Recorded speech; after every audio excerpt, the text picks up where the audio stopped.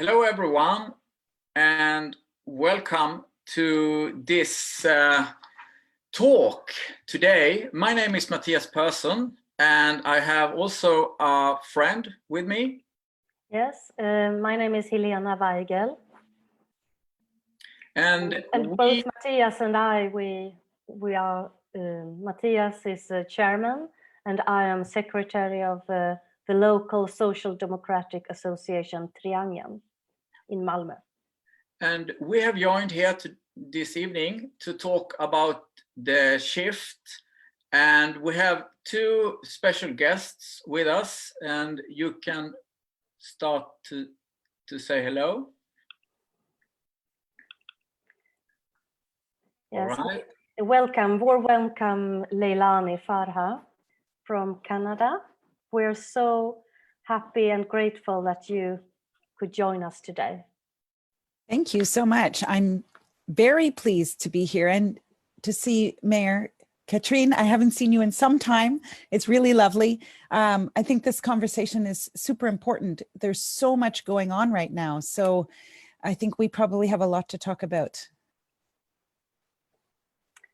Yes, and then we should introduce Katrin Stjernfeldt Jammeh as well, the mayor of Malmö.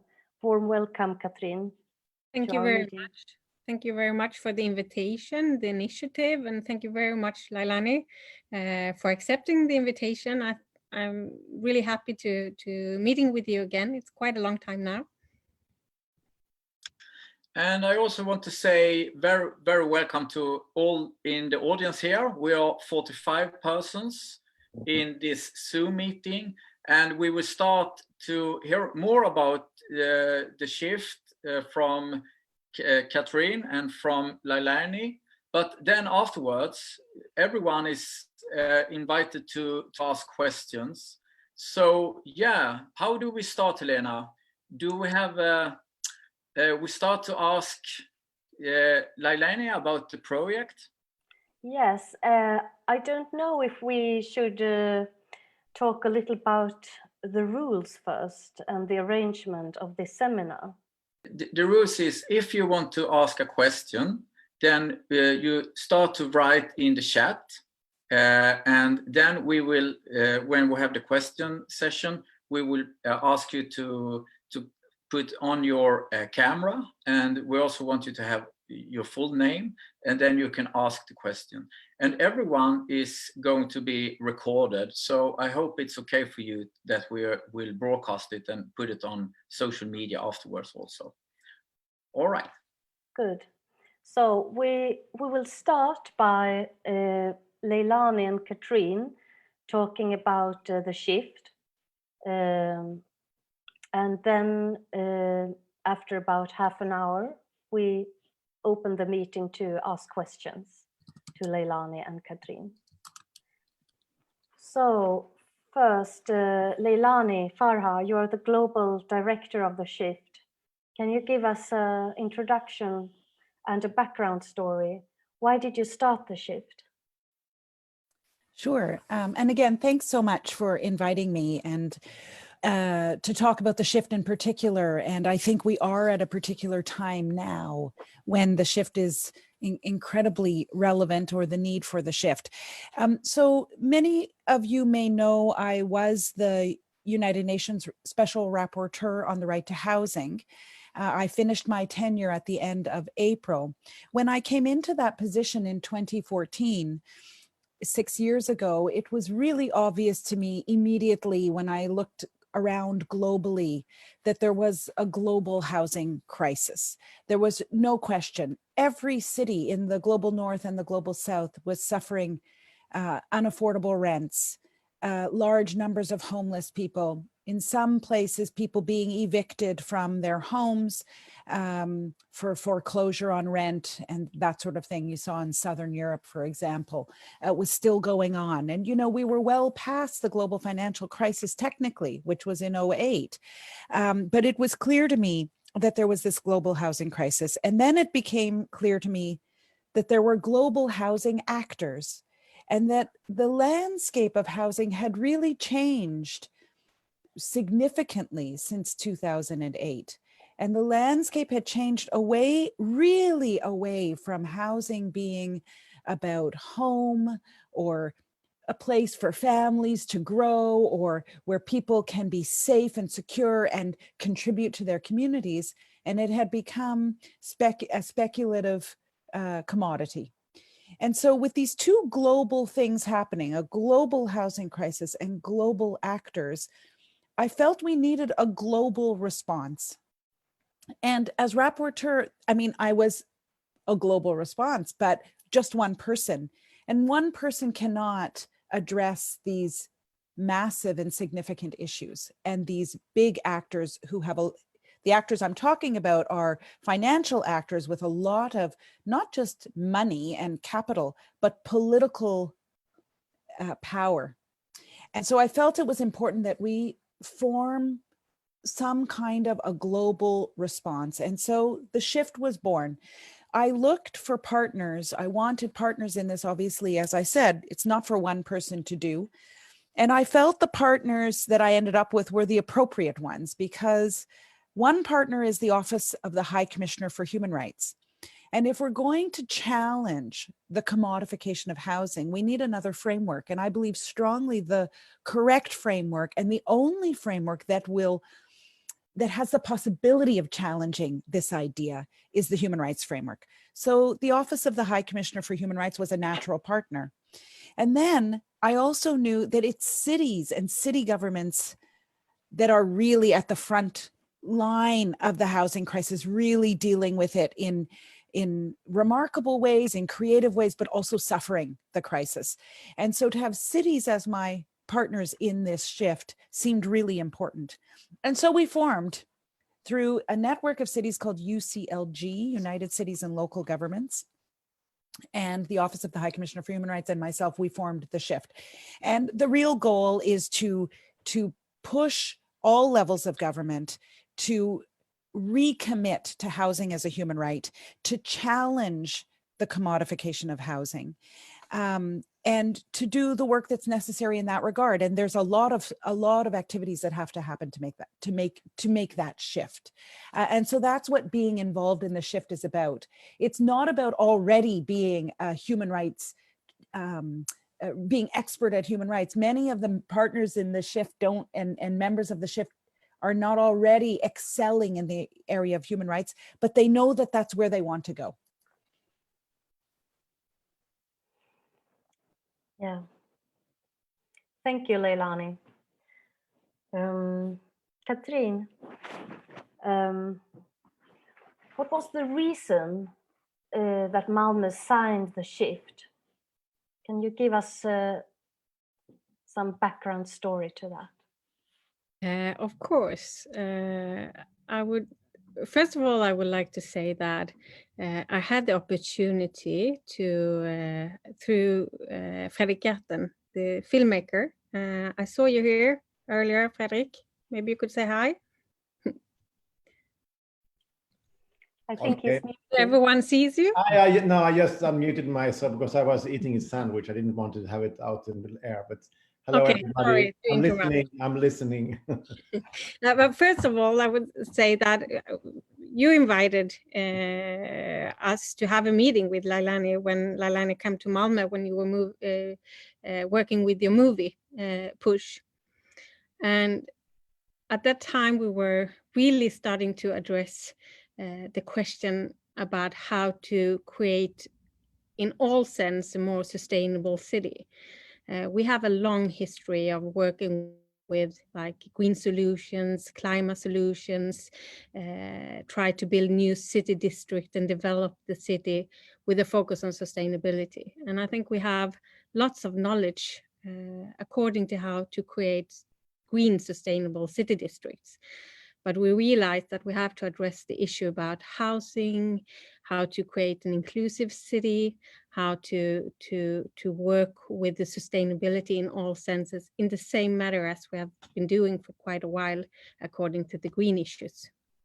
And at that time, I had the opportunity to meet you, Leilani, and we were very inspired, and I really enjoyed to have this conversation about megatrends, and also to discuss what's possible to do on the local level, but also which kind of issues we have to address on the national level. And just as a background, I can say when I started out as a mayor, I was part of when we have this Paris Agreement, just a few days before all the nations decided to agree on the agreement, or sign to the agreement. We were about 1,000 mayors in Paris. And even though we didn't know whether it was about to be this national agreements or agreement between the nations, we decided to do our very best to work with to create social sustainable cities and to be driving forces. And I felt such a power when we have those local leaders from all over the world, with even if we don't have all the tools, we do have quite a lot of power. And if we share experiences and best practice, we could be quite powerful. And I felt that so strong in Paris at that time. And then since we try to address the social sustainability in the same way, I have lots of meeting with mayors from all over the world. And I realized that the last years, we have been addressing the issue. It's a growing issue worldwide, that mayor groups, growing groups, find it difficult to afford a living, a sustainable living within the cities. And we see that it's much easier if you have a lot of money, and if you have a lower income, or if you're out an income, you have a very poor situation. And I think it's a growing problem worldwide. Then we have to address this issue in different ways, within different cities, within different nations, with different legislation, but some megatrends is the same. So we decided to work in a different way to address the inequalities according to housing in a more offensive way. So when I met you, I found one new platform to do so. And I think it's one of our most important issues in Malmö, a fast-growing city, a really fast-growing young city with lots of people with low incomes. We have to deal with this question, and we have to be a force that are actually pushing our national government, but also try to find new tools together with local actors, the civic society, but also the private sector, that the parts that are willing to put lots of effort and to invest in a long-term way. It's important. Thank you, Katrin. Okay, so to both of you, during this year, can you see some concrete achievements that has been made? Have we made any progress with the shift? You start, Leilani? You want me to go first? Yeah, it's actually been pretty remarkable to me, because change, we know, takes a long time, and any kind of change, structural change, takes an exceptionally long time normally. And yet I've been super surprised by how quickly I feel things are changing at the local level and at the national level even. And I will say, I do believe that the film push has had a significant impact in that way, because it's allowed us to have a global conversation about issues that people actually don't know a lot about or are afraid to talk about. So tenants often feel that they're alone in their situation, in their not being able to afford the rent. They're often embarrassed. They feel that they've failed somehow in society. And the film push has enabled tenants to realize, oh, wait a second, I'm actually the victim of a system.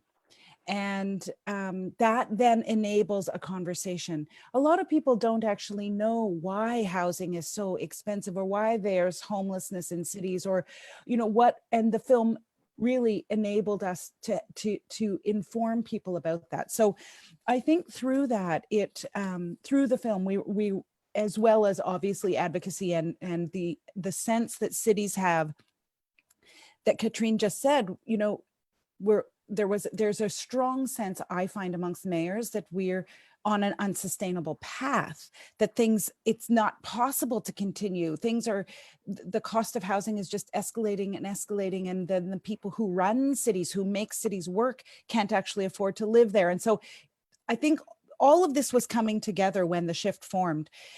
Some examples, I was, and this is a neighbor of yours, so you may be interested, but for example, at the national level in Denmark, so, you know, the film Push had its world premiere in Copenhagen just over a year ago.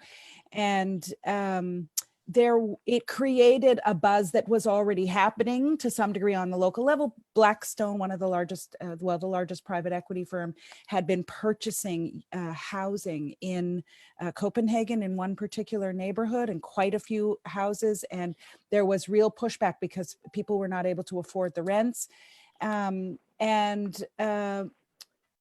Copenhagen joined the shift. And there were elections in Denmark that were, I think, marked by the housing issue.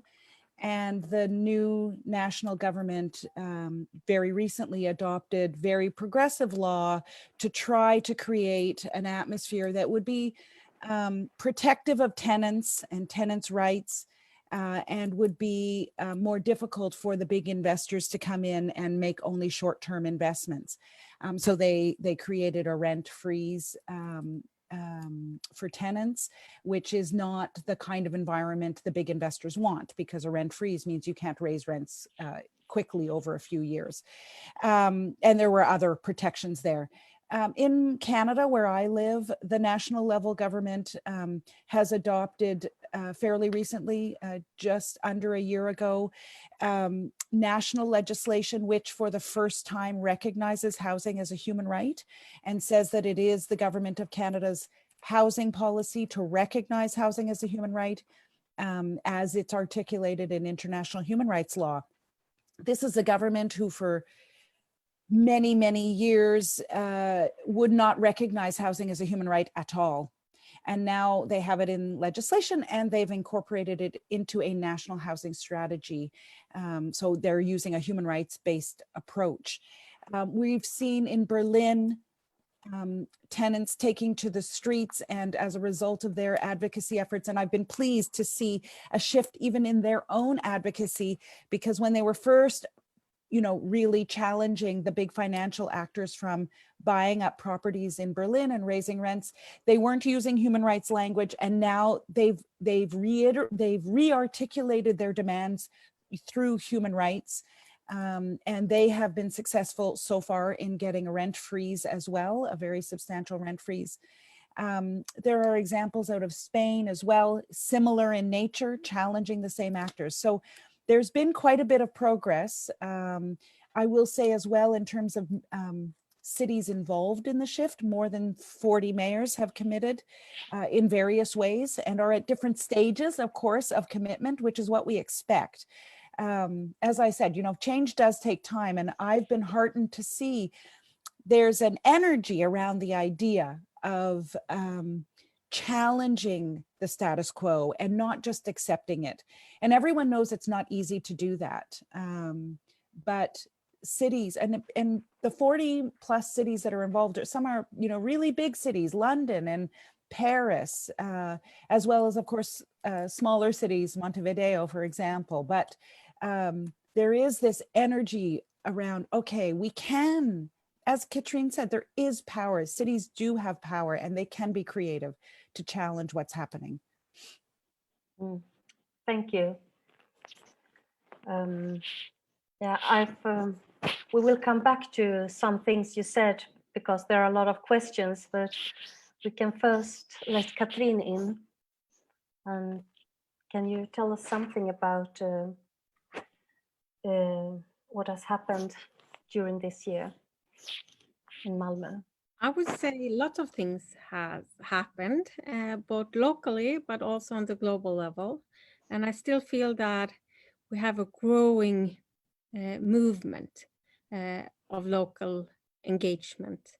And well, first of all, it didn't really happen yet, but next year we will have a global World Congress taking place in Malmö. We are part of a network, ICLEI. It's a network of 1,700 cities, global network, and they will have their global Congress in Malmö next year. And we are working at the moment to make, to address housing, adequate housing, as one major issue to address and discuss during those days. It's kind of a new perspective. Normally we talk about green solutions, and we would like to find out different way of talking about green solutions and social sustainable solutions, with a special focus on affordable housing and housing as human rights. And I really look forward, and I feel quite strong support to discuss this more specific next year. And I think it could make an even bigger change, or use that engagement in an even more offensive way. So I look forward to that, and it's something we do prepare during this year. But then at the local level, I would say that Malmö is, as I said before, a very fast-growing city. And we have been growing this year with lots of new businesses, workplaces, schools, preschools, but luckily also lots of new apartments. To be more precise, we had 3,400 new apartments last year, and more than 2,000 new apartments were just started last year, to be built last year. And I would say that this is really important, that we have a growing amount of numbers of new apartments, even though some of them are far too expensive for everyone to actually move into or be able to live in. But it's important anyway. But I'm glad that we have found some strategies to make sure that it's not just in the western part, more western part and more wealthier part of the city. We also see that we have a growing number of apartments being produced in different areas where you haven't had this kind of investment for several years or decades, to be honest.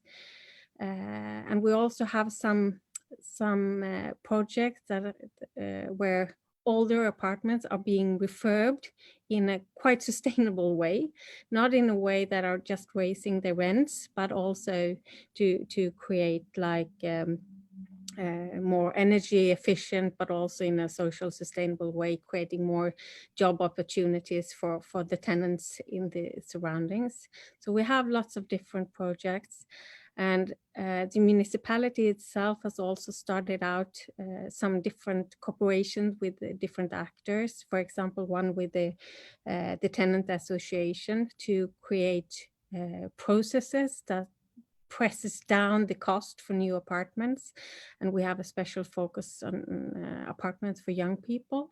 And we try to work with the processes and our part of it, but also try to create some kind of commitment from different actors that actually are has to be parts of the change, to be honest. It's not a question for one or two actors.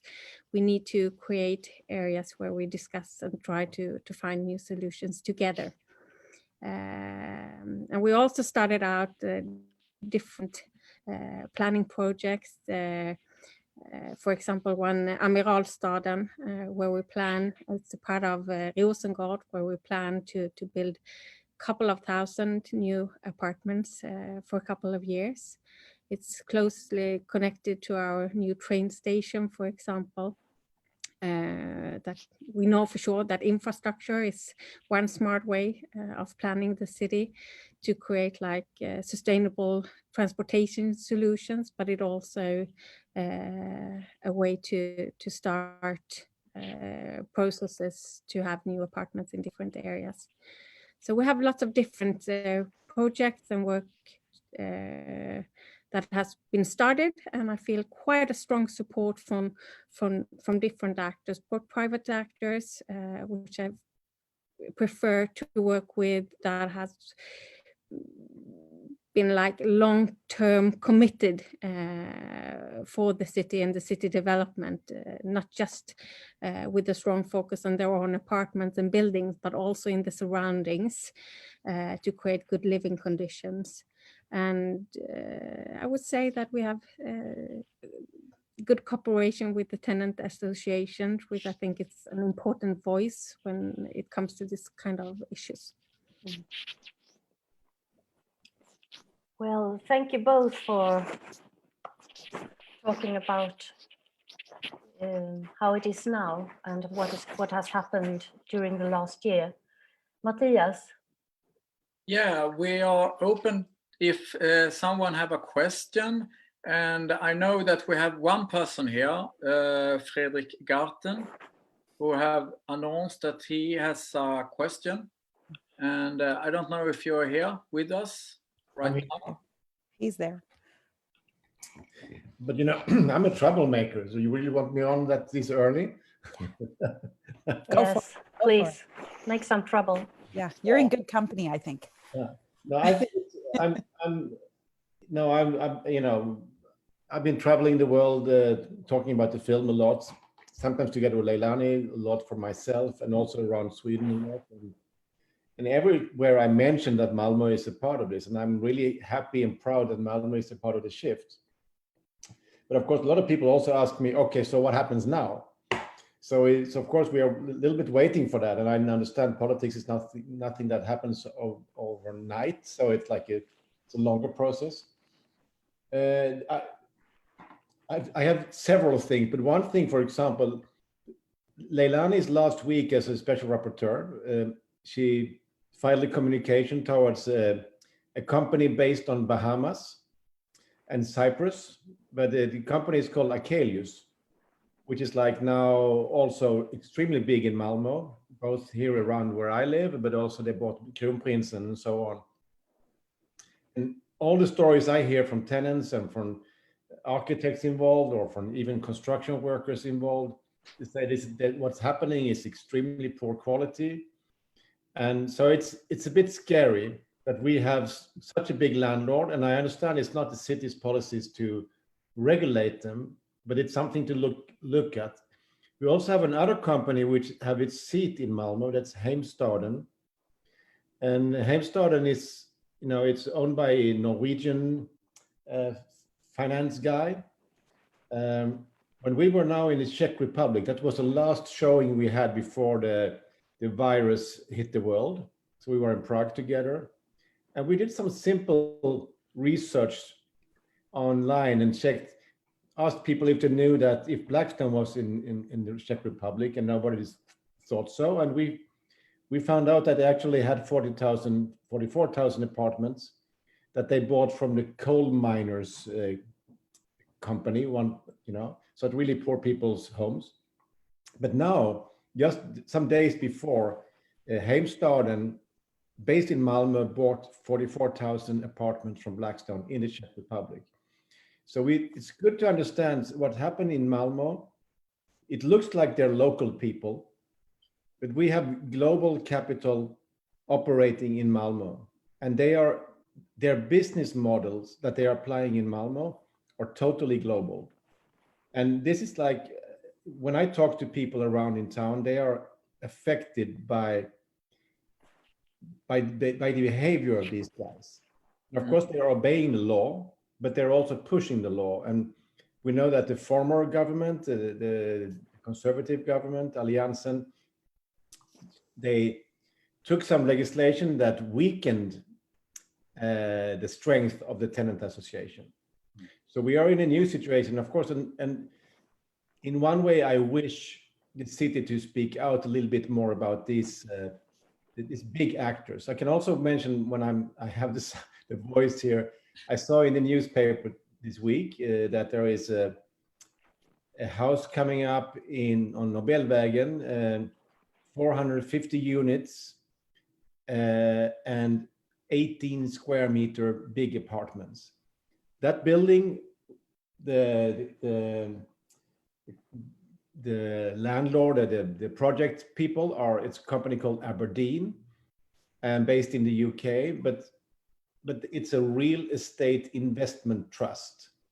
And these RITs, we have met, we see them all over the world. They are the guys behind the ghost towns in London or in Berlin or in New York or in Toronto. Toronto, Canada has a lot of these. It's basically buildings.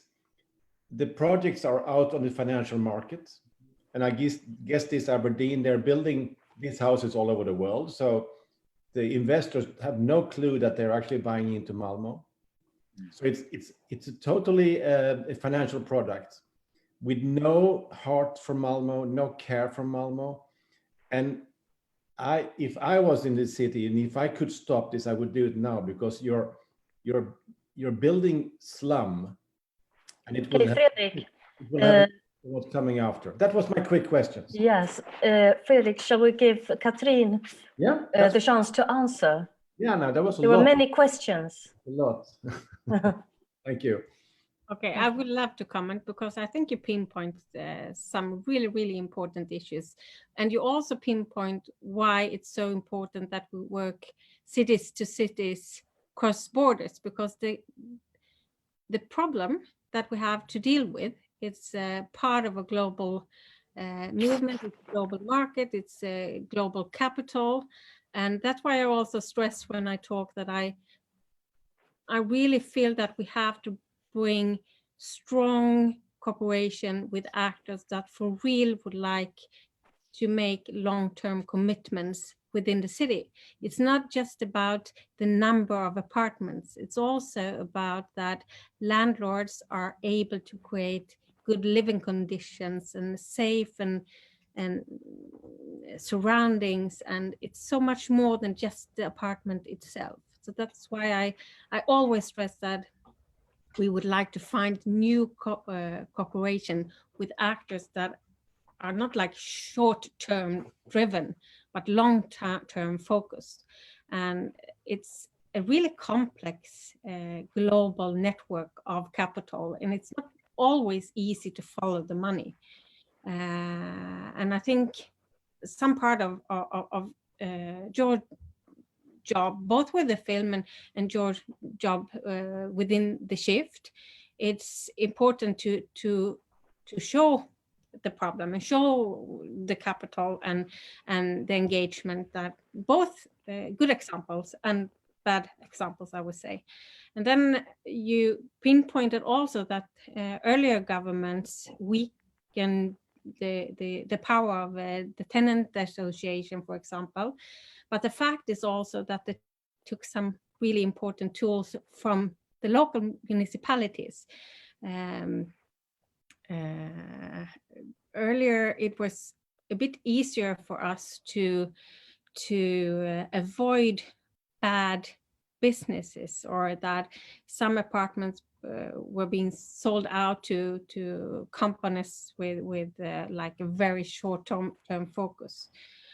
We don't really have that tool today any longer, unfortunately.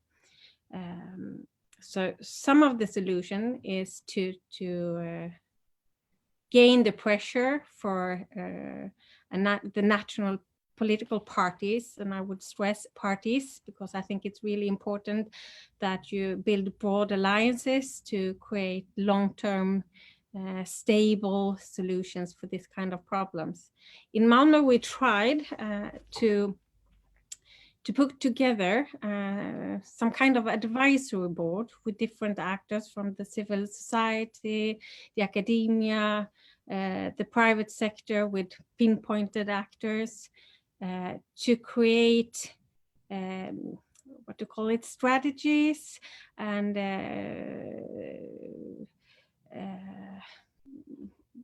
well, it was a way of asking for initiatives and solutions, both on the local level, but also to pinpoint what we do have to address at the national level.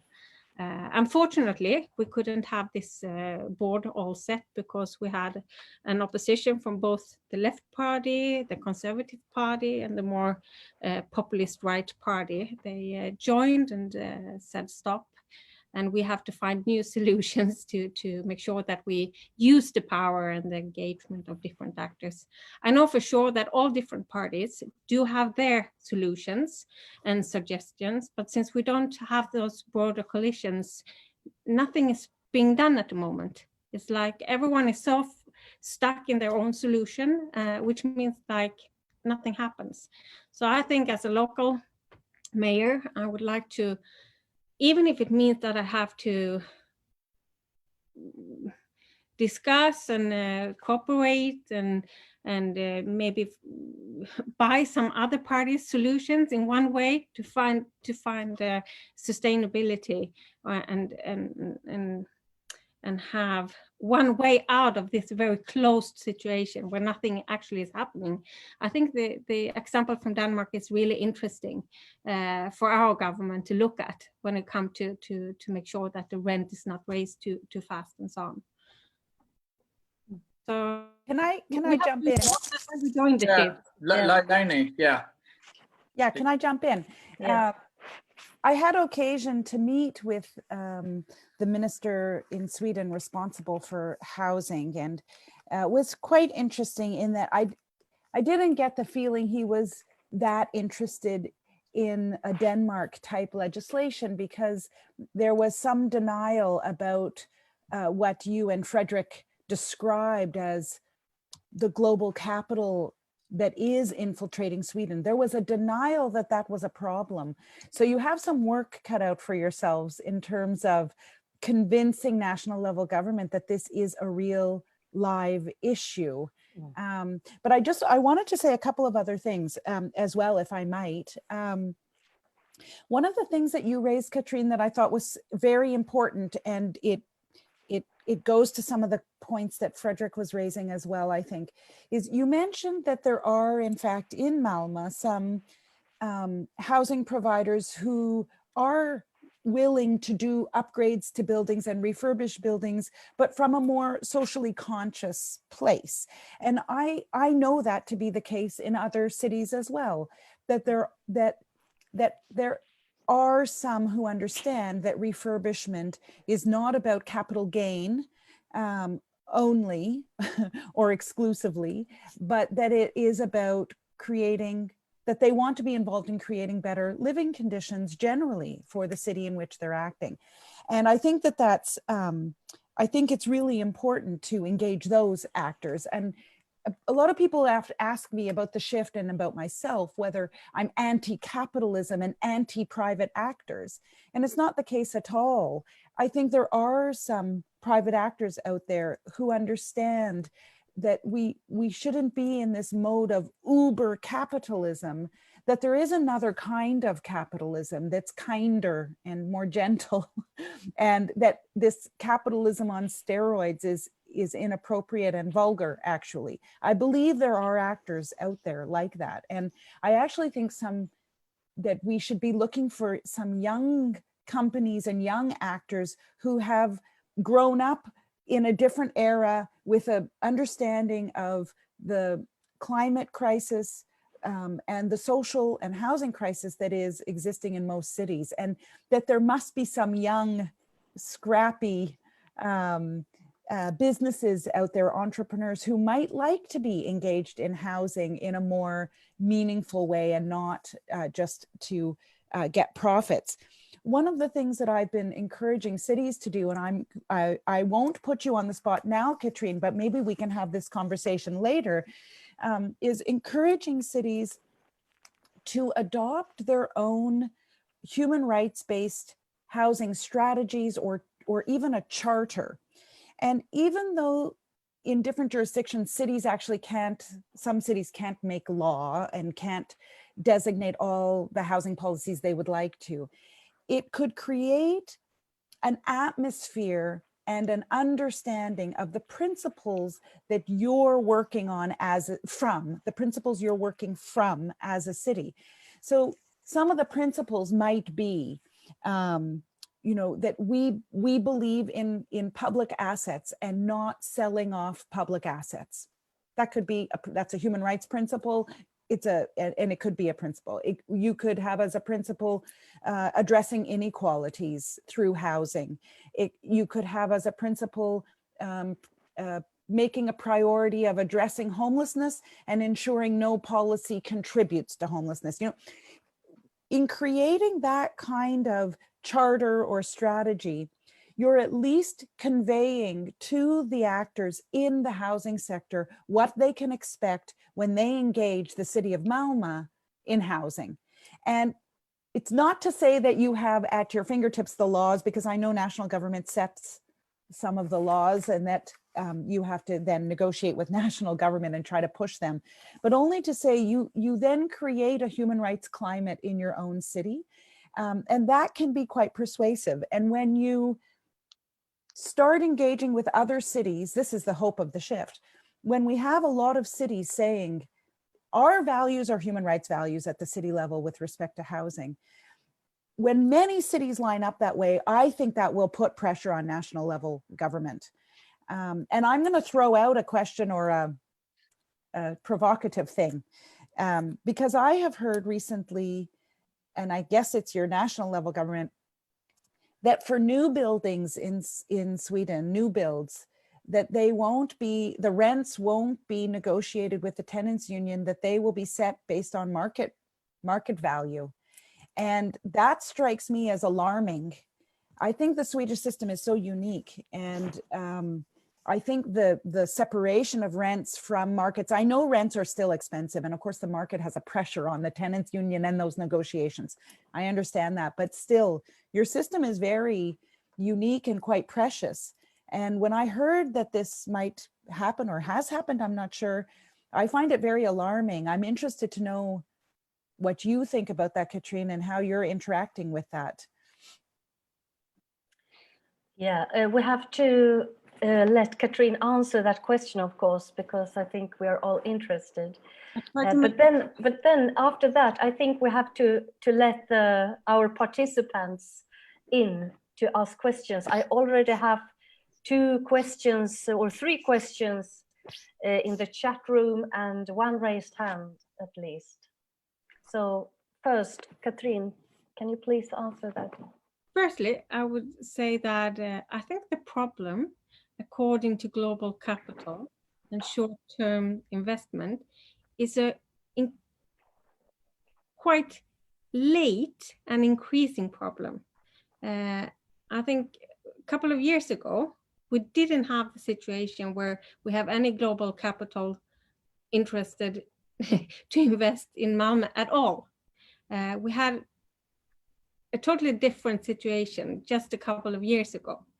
And I think, as we can see, that it's getting more and more popular to live in Malmö and to invest in Malmö. I feel that it's an increasing problem that we have to address in a different way. And maybe that's the opinion from the government as well, that we have lots of different problems according to the housing markets. And this is not the major problem at the moment, but it's absolutely an increasing problem. So I think it's interesting to follow the Danish initiatives, and then you have to look at it and see how it fits with the legislation in Sweden. And I know for sure that I think we have to have several changes in this legislation and the support system to create affordable housings, but also to support individuals that do have low incomes, but still have the right of a proper house to live in. So that's one part of the answer. The other one, according to the discussion on the national level, I would underline that I think it's the Swedish model where you have the negotiation between the tenant association and the landlords. I think that's the best model so far.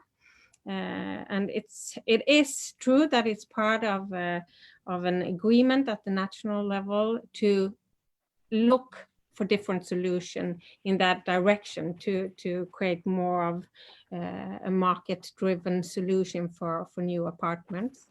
I would say that it's not my party's, the Social Democratic Party's way of dealing with the situation in the first place. And at this moment, we don't know anything about what's coming up on the table. But it's part of the negotiation to be able to form a government in the first place. And I think most of you remember that it took like several weeks and months to form this government. And I think the alternative, in my perspective, would be much, much worse. But hopefully we will see a solution that is, well, possible to live with, and maybe other solutions that make some solutions to other problems that we deal with. Well, some kind of diplomatic answer, I would say. Yeah. Now we have a couple of people here who have asked questions in the chat, and we have Pia. I don't know if you can unmute your speaker, your microphone, Pia, and ask the question. It's Can you hear me? Yes. Hello, I'm Pia Aranil. I have a question for Katarina. Do you have any power to act and stop companies like Blackstone's to buy and keep buildings and houses here in Malmö? Has the political organization any power to say, like, we are not interested, we would like to look at some other investment people?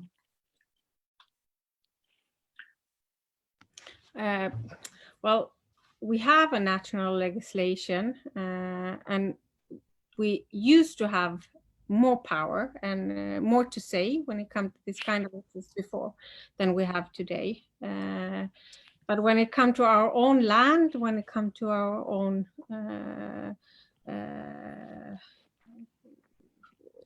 the part that we own ourselves, of course, we can create cooperation with different kind of actors, but we have a legislation that it's national, that gives some restrictions, I would say. So it's not that easy that we own the problem or the solutions at the local level. Okay, thank you. I mean, lots of businesses are also being done between different private actors. So it's not that we have a say in all those different kind of business projects. Okay, thank you. All right, thank you, Pia, for the question. And we also have two friends here that have been raising their hands. And the first person is Abebe. And then we have Johanna Saunders. Abebe, please. Thank you. Good evening, ladies and gentlemen. My name is Abebe. I have a question for Leilani and Katarina. The question is, when we're talking about housing and affordable housing, most of the time we are talking about people that can't afford to live in their own city, and the commodification of housing as an investment item, not as such, like Leilani was on it about this company in London that investors buy rad of houses in the area, and they don't even live 2 weeks out of a year in it. And there are people that have nowhere to live. And I got so distressed now when I heard Katarina talking about the power of these multinational companies and our own handicap, that our ability to be able to stop them or to legislate over the capital I mean, it's incredible. But how do you think what the shift is doing now when it comes to international agitation on making housing into a human right question when it comes to a political will within the UN? Thank you. And to Katarina, you were saying that most of the times it will be very hard since the capital can go and do their own things and deal with each other and create like Midrock and Kobe have a project, and then Skanska goes there and do their own project, and the commune doesn't have that power. But I am thinking about, since we in Malmö own one of the biggest actors in the housing market, which is Malmö Kommun Bostad, MKB, and couldn't we try to muscle in somehow or create a goodwill by working with MKB in creating an interest to create these affordable housings for local need? Thank you very much. Thank you very much, Abebe. Should we start with Leilani? You can answer. Sure. Yeah. Sure. Thanks for your questions, Abebe. Yeah, so I want to go back to the Denmark example because I think it helps to answer your question.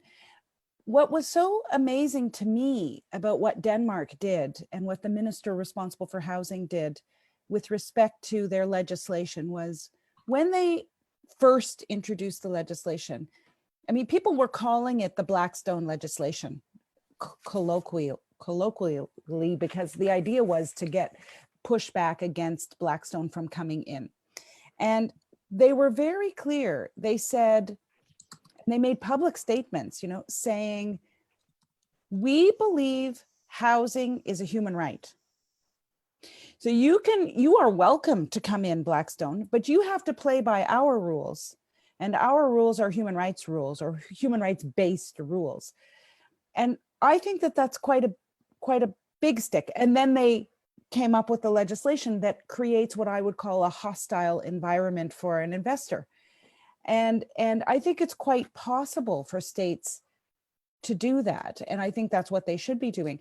You see, if you start looking at the policy and legislative frameworks that exist, these real estate investment trusts, which is what Blackstone and others use as a way of purchasing many, many units and getting money to secure these units.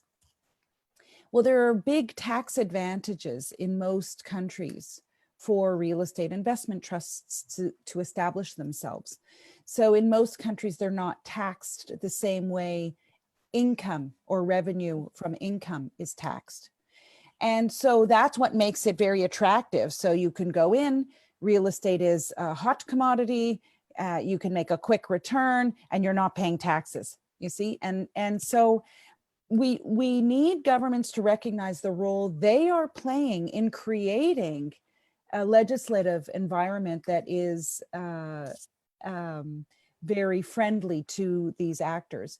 One thing I would put to Katrin, I wonder, is it possible for a city to approach national government and say, you know, you're making it very difficult for me, mayor, to abide by my human rights obligations under international human rights law. If you allow these actors to come in and create an environment that's friendly for them, then what happens is housing is becoming unaffordable in my city. And unaffordability is a violation of the right to adequate housing, because under international law, it says that housing has to be affordable, and affordable is based on what a household can bear, not what the market dictates. That's the definition of affordability under international human rights law, is housing cost commensurate with household income. It's not, is housing cost commensurate with what the market can bear? And so I just wonder if that isn't, if you can't use human rights as your stick, Katrin, as you discuss these very pertinent issues with national level government, to say, do you really want me to be in violation of my international human rights obligations? Thanks. I think in one way that's a little bit of what signing the pledge, the shift, is about. And I think we try in all different debates and different situations to have the approach of addressing the problems according to human rights. And I think that is a shift. And I think when I see when I talk to colleagues in different cities that more and more people, mayors included, are starting to use this perspective within the debates. And I think that's important, one important part of the shift of signing the pledge, actually. So I think that's important. But also, I forgot earlier to say that when you talked about the Minister of Housing, that it's really important to address the Minister of Financing. Because I think some of the tools, maybe most of the tools for solving this kind of issues is connected to the tax system and financial regulations. And I think that's important to address, actually, when we speak with the national governments. About the question how to use our public housing company, I think it's one of our most important tools, I would say. I think I said before that when I first started out in office, the public housing company built 28 new housing that year, and now they build volumes about 700 a year. And I think it's important to have a strong, solid public housing company as an important tool. And it's important that it's an ambitious company, willing to cooperate with different actors, both to build quite a lot itself, but also to drive other investment in different part of the cities. Maybe sometimes to start new projects before other investments are willing to start in an area. So I think it's one of our most powerful and important tools that we got at the local level. At the moment, I think 1/3 of all flats for rent in Malmö is public owned. And we do have a policy to strengthen the company. Okay. Yeah. Now we only have a couple of minutes left. Then we are supposed to end, but we have some more questions, and we have one person, Johanna Saunders, who have been raising her hand. So I think we will let her to ask her question, and then it would be nice to hear something, a conclusion from our guests, and then we can stay here in this meeting, but we will end the broadcast. So please, Johanna. Thank you. I'm from the Swedish Red Cross, and I live and work here in Malmö, but I also have a national focus. My question, I mean, the talk so far has been mostly about the long-term work and how we can create sustainability in a longer perspective. And I understand that that is, of course, the main focus with the shift. But I would like to address how we treat people who are in a situation of homelessness here and now. And I would like to ask the perspective from Leilani and the shift, how, what recommendations and how we should meet people who are vulnerable. We also have, for example, undocumented migrants from Europe. I mean, if we have signed something that confirms that housing is a human right, and human rights are universal for all people, of course. So I would like, I mean, we have a big challenge in Malmö when it comes to homelessness and people sleeping rough. And I think the direction that the social service has been taking the last year in addressing and providing support has been problematic when it comes to dividing people in structural homelessness and people in social homelessness, and what kind of support they can get from the social service. So I would just like to hear from Leilani what the recommendations according to the shift, and so how should we address and give support to people in homelessness? Yeah, and I can't speak specifically to the situation in Malmö because I don't know it, but I will tell you, under international human rights law, of course, homelessness is what we call a prima facie violation of the right to housing. So it means you don't need any more evidence than homelessness to know that housing, the right to housing, has been violated, period. And that means, in other words, that different levels of government haven't effectively implemented the right to housing for that population. It's obvious because they're living rough. So it's just it's a fact, and there's no wiggle room there. There's no way to get around that.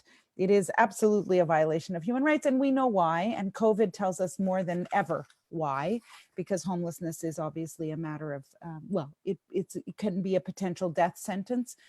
We know that the health of people living in homelessness is terrible. We know their life expectancy is much lower, and all these things. So, so then the question becomes, well, what is the expectation of cities? And I actually wrote a thematic report when I was rapporteur on what all levels of government should do with respect to homelessness. There is an obligation to act immediately. So under international law, some things, it's understood, will take a long time. And as you said, you know, can happen progressively. And some things have to happen immediately, and addressing homelessness is one of those things because of the gravity of the situation. These days, I think it's well understood that what we call the housing first approach is really the only reasonable approach. And that's an approach that provides housing to people regardless of any addictions they might have, or any other personal situation that makes it difficult for them to get by on a day-to-day basis. None of that matters. You have to get them into a home and then provide them with the social supports necessary and any medical supports that they need. There is also an understanding under international human rights law that your status or your migrant status is not determinative of whether you should be able to enjoy the human right to housing. And so it has to be provided to you regardless of your migrant status. And that, of course, can be quite complicated in the European context. And I am sensitive and was sensitive to that as rapporteur, because if you have a huge influx of migrants, that can put a lot of stress on a housing market. And so, and housing stock. And so you do have to figure out how you're going to deal with that with the migrant population. Obviously, you can't do things that would be perceived as discriminatory, because that too is a violation of domestic and international law. So, so you know, none of what I said is prescriptive. I mean, it doesn't say, you know, international human rights law has to apply in every context. And so it only says you have to deal with homelessness seriously and immediately, and the way that you're going to do that has to be through the provision of some kind of adequate housing. I think these days we understand that in some migrant situations, what you're going to end up with is kind of really like basic adequate housing, but still it has to be adequate. So you end up with slightly two-tiered housing. I understand that. The idea is that over time that would rectify itself. So over time, some migrants will return home to what they perceive as their home, and some migrants will assimilate and stay. And then at that point, they need to be part of your general housing system. Okay, thank you very much for the question and also for the answer. We have a couple of persons who have raised their hands, but we have to end the broadcasting now. And I would like to, but you can stay and maybe you can have asking the questions later, or we can fix it later. But I would like Leilani and Katrin, could you please make some conclusion? Is there hope?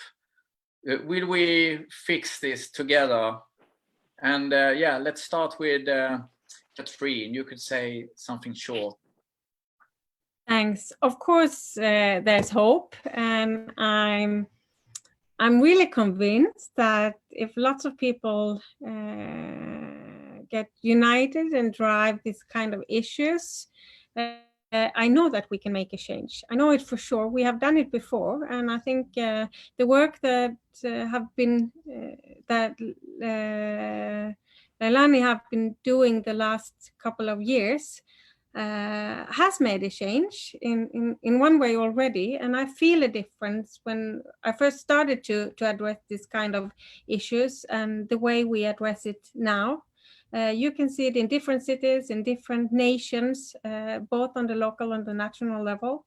I know for sure that we can make a change, and I know for sure that we will have to make a change because this is not sustainable. I think it's not an option to do nothing, well, you have a lot of different parts and that we have to take actions in, and I know for sure that we can make a change, and I hope to be able to discuss more maybe with you, Leilani, when we prepare this global congress in Malmö next year. I really would like some strong commitments from local leaders, and then I look forward to work with lots of different actors on the local level to create better living conditions for all citizens in Malmö, but also to make a pressure on our national government to make a change, because lots of questions according to legislation and the tax system, we have to have a new, more social policy when it comes to housing, for sure. Yes. Okay. Thank you so much, Leilani Farha and Katrin Stjernfeldt Jammeh, for participating. And I want to thank you all, those who participated and listened today. I want to thank all of you who asked questions. And I realize we haven't been able to answer all of the questions, but I think that we have to just go on with this work. Like you said, Katrin, the Social Democratic Association in Malmö, Triangeln, our local association, we have been working with the housing issue now this whole year, and I think we will continue, and also to work together with all associations and people that are interested, and think that this is a very important issue. I would also like to thank the Social Democrats of Malmö and the ABF, the Workers' Educational Association, for hosting this event. Yeah, thank you so much. It was very nice to be in conversation. Thank you so much, Katrin, as well. Thank you very much, everyone attending this meeting, and I hope to see you all again soon, and maybe be able to ask to answer some more questions some other time. might be the first. We or might follow some more meetings where we can have some following up on some of the questions. Yes. Thank you very much. Leilani, would you just end with a couple of words to summarize? I forgot, please. Oh, no, I don't need to summarize. I actually sadly have another call to go to because in Canada it's only 2 p.m. Yes. But I will say, if you're interested, anyone on the call in the shift, you can go to maketheshift.org, maketheshift.org, and you'll find out more about us there. And just on the issue of hope, of course I have hope, but it's also the right to housing is a human rights obligation. And so governments have these obligations. So we just make sure that governments remain accountable. And we have no choice, I think, but to keep on the work. And I think COVID has exposed that globally, how important this work really is. So thank you. Yeah, and thank you very much, all of you, all the participants and all our guests. We from the Triangle Association, we will continue to have Zoom meetings like this. And if you are interested in politician issues, you could be a member in the Social Democratic Party. That would be great. So thank you very much. And yeah, what do you say, Helena? Yeah, thank you. And just come please and join us. You are so welcome. Thank you. Yeah. Thank you. Thank you You very also, much. Fredrik Garten. Okay. All Bye, right. everyone. Bye. Take care. Tack Mattias, tack Nina.